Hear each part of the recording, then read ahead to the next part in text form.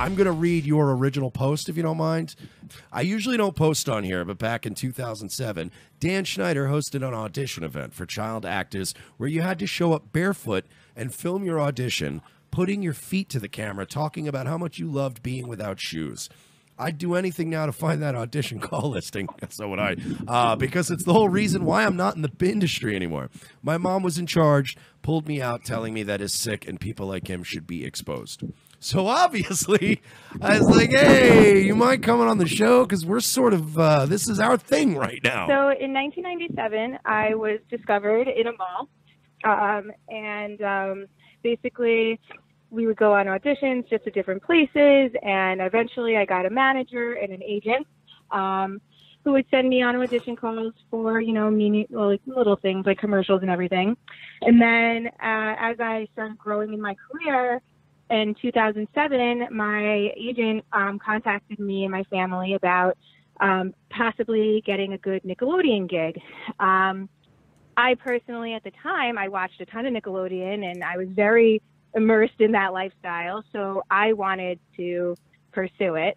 My mom had some, and she was my manager at the time, she had some, reservations about it. She didn't really want me being exposed like that, especially because in the audition call listing, they did mention, like, wear something cute, like wear spaghetti straps or a skirt or, whatever. And my mom, when she told me later on that whenever she saw things like that, she thought that it was a little uncomfortable for people to be telling kids what to wear. How old were you at the time? So, I was probably around 15, 14 years old.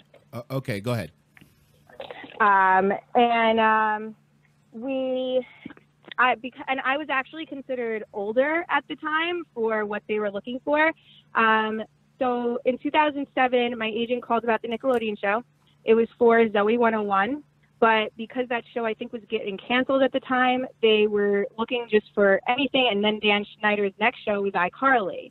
So they were looking for, extras or possibly like a lead type of role. So of course my agent jumped on that opportunity, and we flew out to LA for this audition. And when we got there, it was a bunch of kids, probably like 200 kids.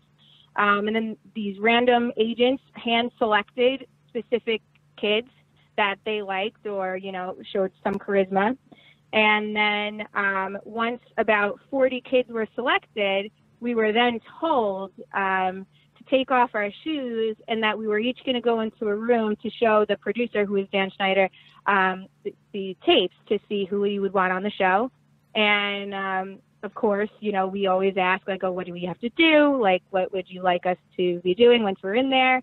And my agent told me, he's like, it's going to be like he's like, you got to just take off your shoes, just like run around in front of the camera, talk about how much you love being barefoot. And at the time, even, it was like, okay, that's weird, but I didn't think anything of it because I was still young. Right. And then when I saw other kids doing it, like their parents were like, take your shoes off, like we're going in, like this is it, this is your thing.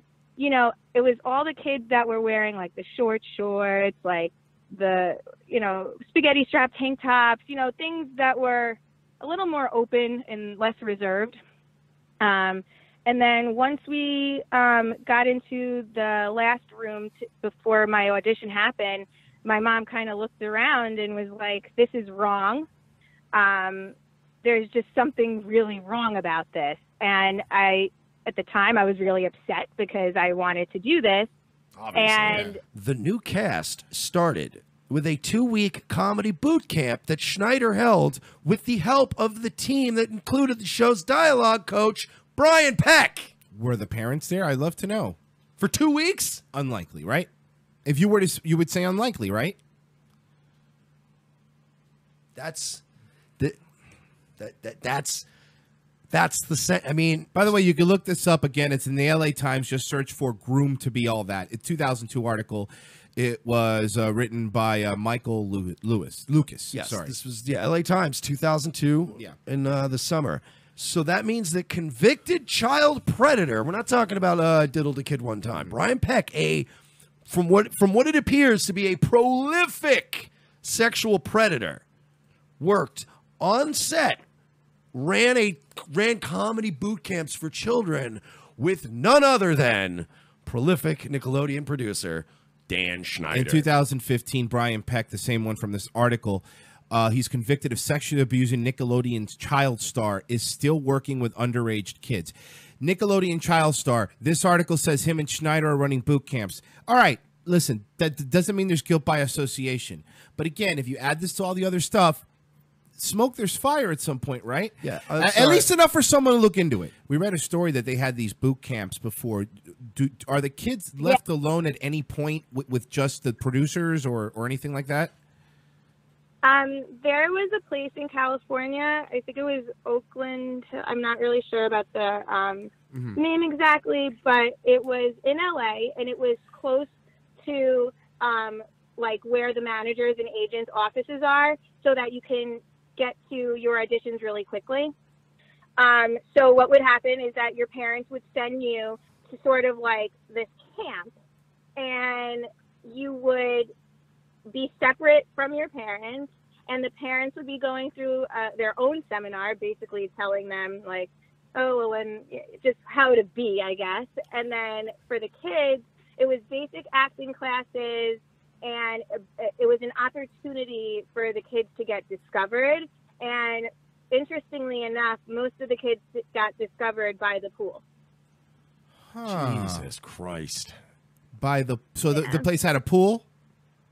They had a pool, they had like tennis courts, and I believe like it was like Megan Fox and other female and Hillary Duff was another one who got discovered there at the pool. And they would push you to do pool activities because they said that's where you have the highest chance of getting discovered. Now, what was the age range of the people that went to these at these camps? The age ranges, the ones that I was familiar with, are ages 13 to 22. Okay, so they have 13-year-olds telling them to stand by the pool. Meanwhile, their parents are at some fucking seminar that the people basically, we're going to put your parents in a room and we know they're busy for an hour. Right. You know what I mean? Like, hey, why don't you go outside, have this seminar, and I'll take your kids to the pool. Do you understand how freaking strange that sounds? Like in the family I grew up in? Oh, my God. Like, do you understand my mom? Like, my mom, she indulged a couple of my stupid impulses when I was a kid. Sure, yeah, you'll be a president someday. You'll be an actor, whatever. My mom dragged me around to some dumb things and indulged my little dreams. But if some guy was like, hey, I'm going to bring little Mikey out to the pool, why don't you go take this seminar? My mom would be like, no, you're not taking my child to a pool. Weirdo. What is that about? I think it was more of the enticement of the parents can meet the agents while the kids do whatever with strangers. And it's not like the people that they left us with were like certified in anything. And it keeps happening in this more creepy things. And then you hear like, when these paid off, NDAs get signed and people don't want to complain because there's a stigma behind it. And they're afraid that just go ahead. It's a lot of the time it's the money, or it's, a lot of these children actors and actresses, this is all they know. So when a threat like, if you don't do something like this, you're not going to get any calls anymore. And it does happen. And you see it happening to your fellow actors and actresses who, might have missed a call or whatever. And I have to say, even after the Dan Schneider audition, after my mom wrote in to my agent at the time and said to her, this was wrong, and my daughter's not going to be parading around a camera for just anybody to see. I need to know the names of the people who the auditions are going to.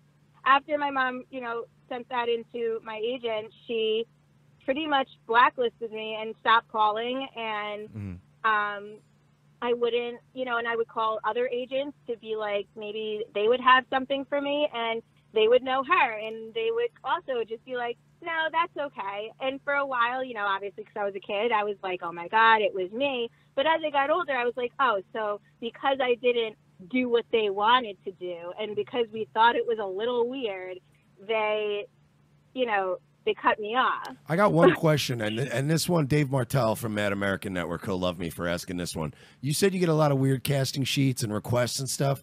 They ever do bows in the hair? Do what? They ever ask for bows in the hair? Is that ever a thing? When you're younger, a lot of the times, or back when in my time of being a child actress, I was a pageant girl before I was an actress. Mm-hmm. And the more stuff you had in the hair, it was told to you, the more you'd get noticed. So in reality, in I guess retrospect, so if you did have bows in your hair, you'd probably get noticed a lot more. So I have another question too regarding like your mom, and obviously you guys had a rough day or two, I'm sure, back at home, and you probably hated her guts, but you guys pretty tight now? I mean, obviously you appreciate her in retrospect being a little older, I would assume. For a long time, I was kind of resenting like my mom when I would see like other people who are getting famous for like no reason kind of thing.